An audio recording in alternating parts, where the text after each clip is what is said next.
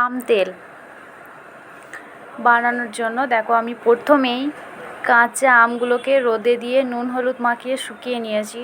তারপর জিরে, ধনে, মৌরি, শুকনো লঙ্কা নিয়েছি। এরপর এগুলো শুকনো কড়াইয়ে একটু ভেজে নেব। এবার এগুলোকে ভাজা হয়ে যাওয়ার পরে আমি একটা জায়গায়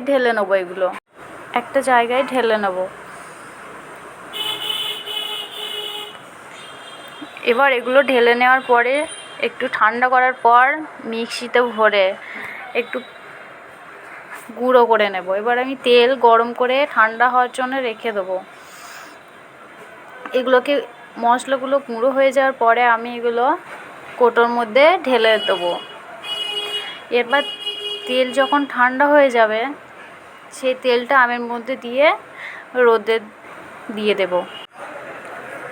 এবার রোদে দেওয়ার জন্য, যেহেতু আমাদেরকে ছাদ ব্যবহার করতে দেয় না, ভাড়া বাড়িতে থাকি, সেহেতু আমাদেরকে জানলার মধ্যে রোদে দিতে হবে। জানলার মধ্যে রোদে দেওয়ার সময় একটু বাইরেটাও দেখে নিলাম, তোমাদেরকেও একটু দেখিয়ে দিলাম। Thank you.